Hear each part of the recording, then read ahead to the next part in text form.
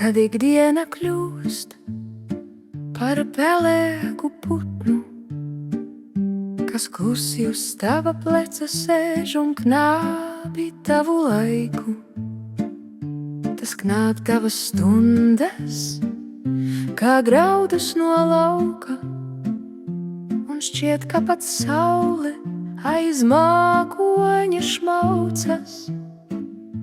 Tad vajag šo putnu nokrāsot un sajaukt viņa spalvas.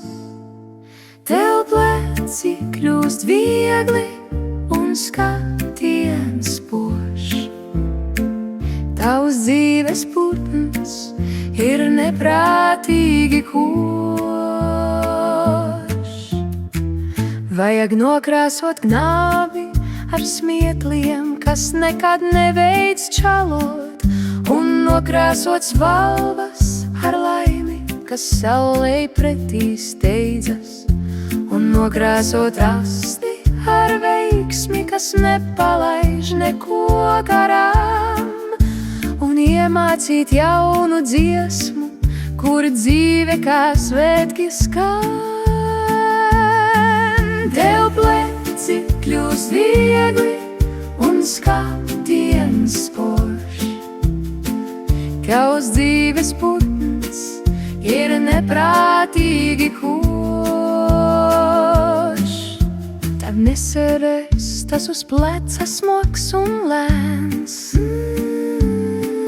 Tas lidos pa priekšu saulaims kā bērns. Un ikdiena pelēkā strālēs būs sudusi, jo putnam ir spārni, kas laimi tev krāj, un arste, kas reiksmē draudzīgi māj.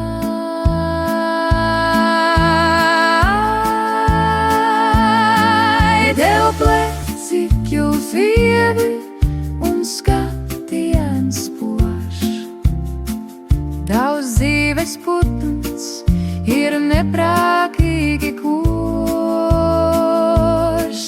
Tas nedzied par skumjām, jas nečuks par bādām, tas neļauj tev staigāt kā vecajām pēdām. Tas ciet par spēku, kas augšu ceļ, un prieku no mākoņu māliņas smeļ.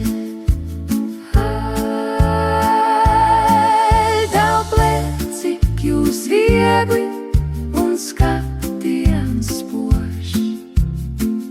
Tavs dzīves putns ir neprātīgs